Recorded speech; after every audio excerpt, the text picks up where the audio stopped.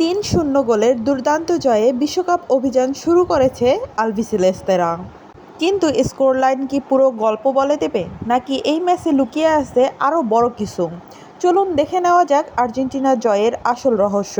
Group J এর প্রথম ম্যাচেই শুরু থেকেই বলের নিয়ন্ত্রণ নিজেদের কাছে রেখেছে আর্জেন্টিনা।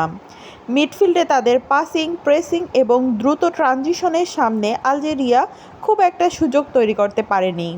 অন্যদিকে আলজেরিয়ার কাউন্টার অ্যাটাকে ভর করে ম্যাচে ফেরার চেষ্টা করলেও আর্জেন্টিনার ডিফেন্স ছিল বেশ সংগঠিত।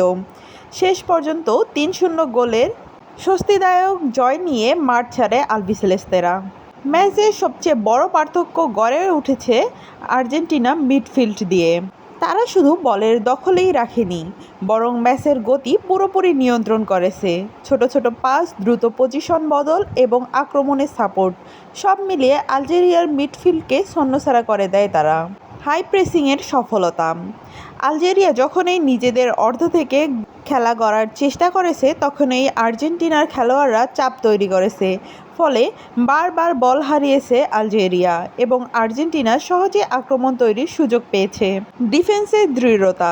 অনেকেই ভেবেছিল দ্রুতগতির কাউন্টার অ্যাটাকে আর্জেন্টিনা সমস্যায় পড়বে, কিন্তু ডিফেন্ডাররা দুর্দান্ত পজিশনিং এবং ডিসিপ্লিন ধরে রেখে আলজেরিয়ার আক্রমণ নষ্ট করে দিয়েছে।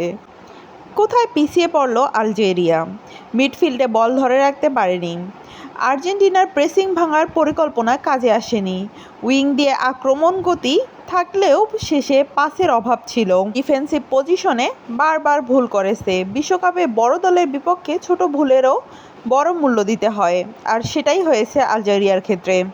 প্রথম গোলের পরই ম্যাচের পুরোপুরি নিয়ন্ত্রণ আর্জেন্টিনার হাতে চলে আসে।